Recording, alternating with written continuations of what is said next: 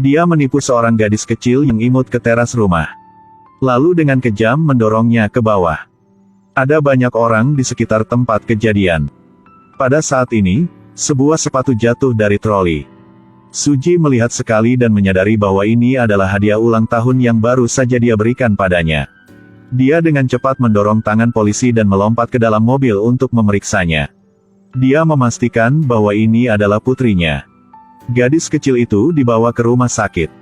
Tetapi polisi mengatakan dia naik ke teras sendirian dan terpeleset ke bawah. Mendengar itu, sang nenek sangat menyesalinya dan menangis dengan keras.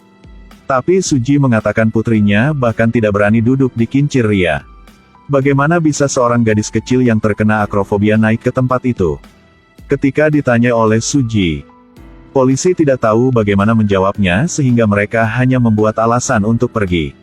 Pada saat ini, Suji tidak bisa menjaga ketenangannya lagi. Air matanya terus-menerus mengalir. Melihat berapa banyak jenis perangkat yang dipasang ke putrinya. Dia benar-benar ingin menanggung segalanya untuk anaknya. Tapi meskipun dia seorang polisi, dia tidak bisa berbuat apa-apa.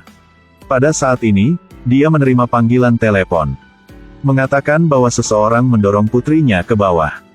Lalu orang itu juga mengirim satu video lagi. Ternyata seorang anak SMA membawanya pergi. Suji menunjukkan padanya video itu. Ketika dia melihatnya, dia mulai bernapas lebih cepat. Apakah dia mendorongmu? Melihat putrinya gemetar. Dia meraih tangannya dan berkata, aku pasti akan menangkap orang jahat itu. Dia kembali ke unit kerjanya dan menceritakan semuanya kepada sang jaksa. Kemudian menangis sambil meminta perintah untuk menyelidiki kasus ini. Untuk mencari tahu siapa yang membawa putrinya pergi. Tetapi sang jaksa menggunakan alasan bahwa tidak ada bukti anaknya didorong ke bawah untuk menolak. Gadis kecil yang malang itu patah semua tulangnya. Dia tidak bisa bernapas karena sangat menyakitkan. Dia mengatakan kepadaku bahwa siswa itu yang mendorongnya ke bawah. Aku mohon padamu. Beriku kesempatan untuk memenuhi tanggung jawab sebagai seorang ibu. Ayo kita tangkap orang jahat. Jadi dengan bantuan rekannya, dia membagikan brosur di beberapa SMA untuk menemukan sang pelaku. Pada saat ini, seorang siswa SMA lewat.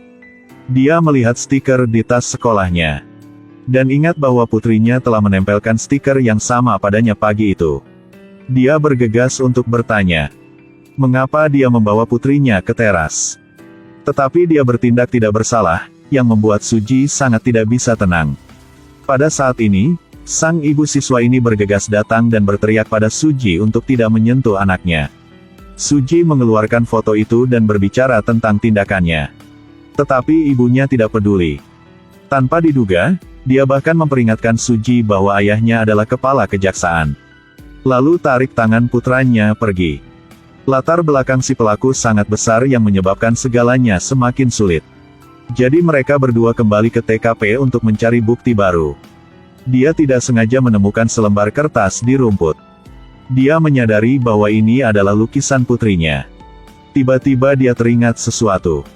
Ternyata pada malam sebelum kejahatan terjadi, putrinya ingin mengirim surat kepada ayahnya tetapi tidak tahu alamatnya. Suji tidak ingin putrinya tahu tentang pernikahan yang gagalnya. Jadi dia dengan santai memberitahunya bahwa ayahnya telah ke surga. Jadi gadis kecil itu melipat surat menjadi pesawat kertas. Dan memberitahu ibunya bahwa dia akan mengirim surat itu kepada ayah pada besok. Tapi hari itu, Suji melanggar janjinya karena disibukkan dengan tangkap si penjahat. Gadis kecil memanfaatkan ketidakhadiran neneknya untuk berlari keluar dan kebetulan bertemu Siwan. Kak, tahukah kamu tempat mana yang paling dekat dengan surga? Tapi Siwang membawanya ke teras dan membunuhnya secara brutal. Setelah mengerti, Suji patah hati dan menangis. Dia berpikir bahwa karena dia melanggar janjinya, putrinya dirugikan seperti ini. Pada saat ini, rekannya menelepon dan mengatakan bahwa sang siswa mengambil inisiatif untuk pergi ke kantor polisi. Dan mengatakan bahwa dia telah pergi ke teras karena gadis kecil itu ingin dia pergi. Kemudian dia berpura-pura menyedihkan dan mulai mengarang cerita. Dia mengatakan bahwa gadis itu patah kakinya dan jatuh. Itu tidak ada hubungannya dengannya. Suji tidak tahan untuk menonton lagi jadi dia bergegas masuk. Sementara semua orang berjuang, Siwan menunjukkan senyum berbahaya. Pada saat ini, dokter menelepon untuk mengatakan bahwa putrinya telah meninggal. Tapi Suji anehnya tenang. Dia berdiri memandangi tubuh putrinya untuk waktu yang lama sampai mayatnya dibawa ke krematorium. Semua orang di sekitarnya menangis dengan keras, tetapi dia tetap tenang. Dia membawa foto putrinya ke kantor kejaksaan dan mengungkapkan kejahatan putra sang kepala kejaksaan. Putra jaksa Yun Seung-ro telah membunuh putriku. Apakah ini tempat bagi orang-orang seperti ini masuk dan main-main? Tangani untukku. Dia dengan tenang memanggil keamanan untuk mendorongnya keluar. Saat diseret, foto putrinya pecah. Kali ini petugas polisi yang tampak dingin dan tanpa emosi itu tiba-tiba menangis kesakitan.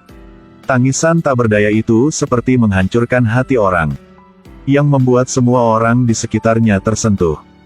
Dia melemparkan lencana yang mewakili keadilan ke tempat sampah. Jika hukum tidak dapat melindungi putrinya, biarkan dia membalas dendam untuk putrinya sendiri. Jadi Suji membawa pistol ke sekolah sang siswa itu. Lalu paksa dia untuk mengatakan yang sebenarnya. Orang tuamu tidak ada di sini. Katakanlah yang sebenarnya. Mengapa semua orang percaya? Tapi aku tidak bisa menipumu. Siapa yang mengira dia akan sangat mengerikan? Yang dorong tangan Suji dan lari. Tapi ini bukan senjata untuk dipamerkan. Siwan tidak menyangka Suji berani menembak, karena ayahnya seorang pejabat. Tapi sekarang dia tidak peduli begitu banyak hal. Apakah putriku juga seperti ini pada waktu itu? Juga berjuang untuk hidupnya seperti sekarang.